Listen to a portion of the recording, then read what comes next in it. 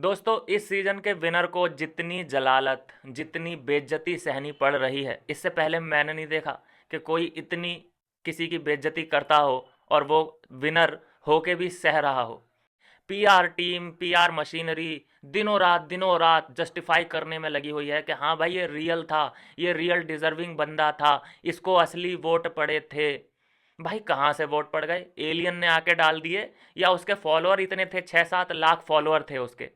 अभी 1 मिलियन हो जाएंगे, कल तक 2 मिलियन हो जाएंगे, परसों तक 3 मिलियन भी हो जाएंगे इसके फॉलोअर। भाई पैसा फेंक रहा है, हर जगह ये आदमी पैसा फेंक रहा है।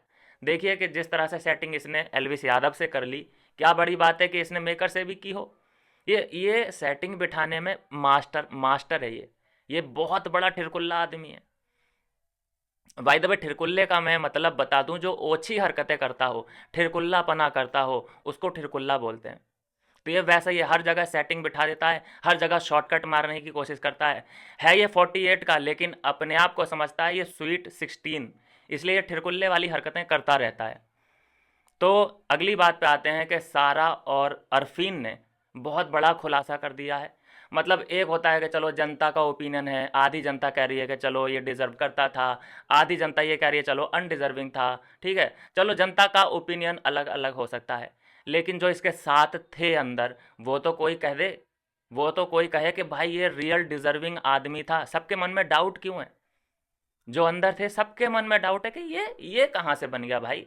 या तो इसके टक्कर में रजत और विवियन खड़े ही ना होते, इसकी टक्कर में अविनाश, ईसा या चाहत पांडे, कोई और इसकी टक्कर में खड़ा होता, तो हम शायद 1% भी शक ना करते कि हाँ भाई वोट पड़ गए होंगे, जीत गया, ठीक है कोई नहीं। लेकिन इसकी टक्कर में जो खड़े थे उसकी वजह से सवाल उठ रहे हैं कि इसकी टक्कर में रजत दलाल और भिवंडी सेना थे, जो अपने आप में एक बहुत बड़ी आर्मी है। उसके मुकाबले ये ठिरकुल्ला जीतेगा?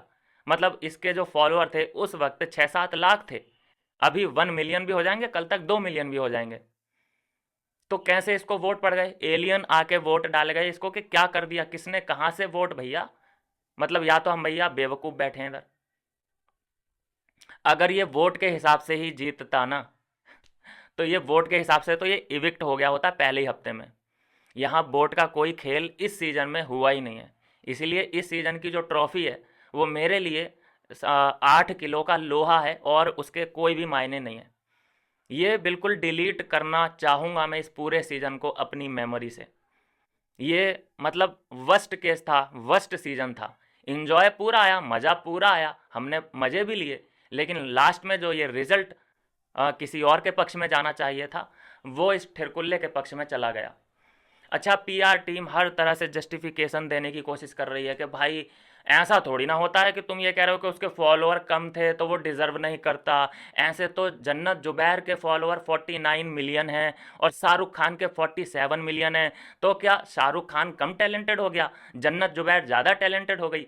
देखिए दोस्तों, मैं वही कह रहा हूँ आपसे, कई वीडियो में मैं कहता आया हूँ कि ये अपनी बात को सही साबित करने के लिए इतने बड़े बड़े एग्जाम्पल, इतने, जन्नत जुबैर 49 मिलियन, शाहरुख खान 47 मिलियन, कहाँ का एग्जाम्पल सेट करते हैं करणवीर को सही दिखाने के लिए। और मैं आपसे इसी बारे में बात कर रहा हूँ कि ये करणवीर को सही दिखाने के लिए, चाहे इन्हें काम दाम दंड भेद और चाहे कोई भी लॉजिक कहीं की भी बात उठा के जोड़ के आपको बतानी पड़े, लेकिन बस इनके लिए करणवीर ही डिजर्विंग था। इनका करणवीर डिजर्विंग ही नहीं, इनका माई बाप है करण। ये इस तरह से इस लेवल पे जा चुके हैं उसे सही साबित करने के लिए। अच्छा, इनका कहना है कि ऐसे तो वो, मतलब जो मैंने अभी आपको बताया। दूसरा इनका एक लॉजिक और है कि अरे उसके जो लाइव आया था तो कम तो आने ही थे लोग, कम तो जुड़ने ही थे। उसके विभिन्न की तरह 1.8 मिलियन थोड़ी ना है फॉलोअर, कम फॉलोअर हैं तो कम ही लोग जुड़ेंगे। तो यहाँ अपनी कन्वीनियंट के हिसाब से कम बातें कर ली, यहाँ पे अब उसी बात को जस्टिफाई कर दिया कि भाई कम है फॉलोअर इसलिए कम लोग जुड़े। तो वही तो हम कह रहे हैं कि जब फॉलोअर कम है तो वोट कहाँ से पड़ गए? फिर तुम वो वाली थ्योरी क्यों लेके आते हो कि भाई एक न्यूट्रल ऑडियंस भी होती है जो इसे पसंद कर रही थी? तो भाई जो जब ये लाइव आया था तो वो न्यूट्रल ऑडियंस आ जाती ना लाइव में, क्योंकि इसने पहले ही बोल दिया था ना, नोटिफिकेशन डाल दिया था ना कि मैं लाइव आ रहा हूँ। तो उस वक्त कहाँ चली गई वो न्यूट्रल ऑडियंस? और वो न्यूट्रल ऑडियंस होगी तो भारत की ही, क्या वो एलियन है जो कि उसे कुछ पता ही नहीं है, सोशल मीडिया पे ही नहीं रहती वो ऑडियंस? तो ये बेवकूफ़ उन्हें बनाना जो तुमसे बनता हो, बाकी इधर कोई नहीं बनेगा। और दोस्तों चाहता हूँ कि ये वीडियो को आप ज़्यादा से ज़्यादा शेयर कर दिया करो, ज़्यादा से ज़्यादा लोग बेवकूफ़ बनने से बच जाएंगे, और कुछ नहीं है। बाकी चलो, जनता नहीं मानती, अंदर के जो अरफीन है, सारा है, चाहत है, ईडन रोज है, यामिनी है, कशिश है, कोई तो एक और है, मुस्कान है, शहजादा है, कितने ही लोग हैं ऐसे जो कि बोलते हैं कि भाई ये तो हमने कभी सोचा ही नहीं था। ऐसा कभी, मतलब देखिए पिछले सीज़न थे, मुनव्वर फारूकी, क्यों नहीं उठी उस पर कोई उंगली? क्योंकि वो डिज़र्व करता था, उसने मेहनत करी थी। मेहनत करी हो ना करी हो, लेकिन किसी ने भी उसके खिलाफ उंगली नहीं उठाई। उसके साथ के जितने भी थे वो लास्ट में मान गए थे कि हाँ भाई ये डिज़र्व करता है। ऐसे ही एलविस यादव का केस था, उसको भी सब मान गए थे कि हाँ भैया ये बंदा डिज़र्व करता है। लेकिन इसके केस में अलग क्यों आ रही है सबकी विचारधारा? यहाँ अरफीन ने तो साफ साफ बोल दिया है, अरफीन और सारा ने तो साफ साफ बोल दिया है कि भाई एक बार को अगर अविनाश भी जीत जाता ना, तब भी हम मान लेते कि हाँ भाई ठीक है, ये शुरू से ही एक्टिव था और इसने लास्ट तक कंटेंट दिया है। मतलब वो इविक्ट भी हो गया था नंबर 4 से, फिर भी उसे बुलाया गया कि आ भाई अपनी शर्ट उतार, बॉडी दिखा, मिमिक्री कर, इसकी मिमिक्री कर, उसकी मिमिक्री कर, और यूज किया गया और उसे किया गया। सुनिए जरा क्या कह रहे हैं ये लोग। वो रजत का था या विवियन का था?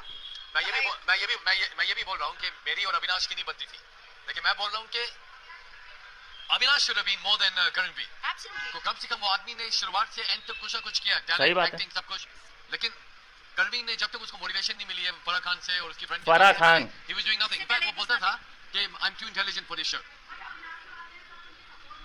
दिखाई होगी वो पहली बात अपने आप को इस शो से ही बड़ा मानता था कि मैं, ये शो क्या है, ये बच्चे लोग क्या आए पड़े हैं, मैं इस शो से बड़ा हूँ।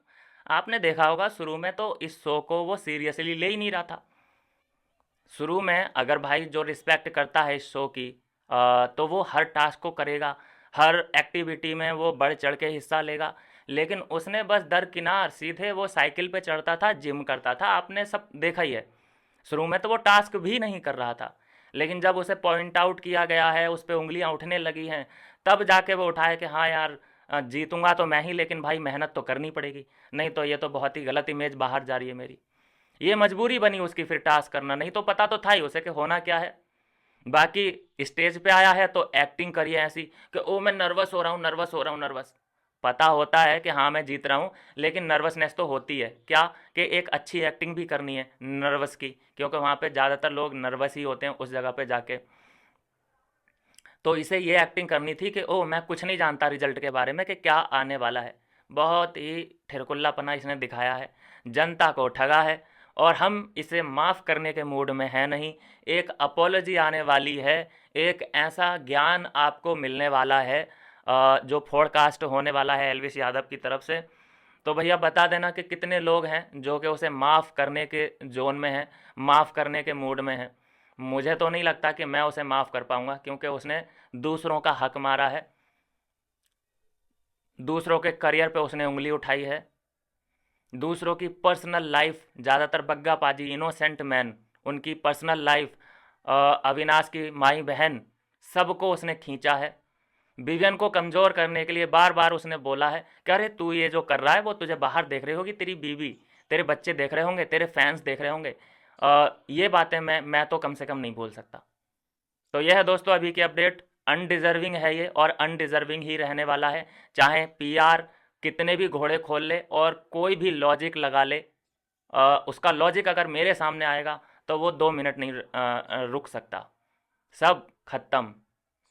मिलते हैं दोस्तों नेक्स्ट वीडियो में नई अपडेट के साथ।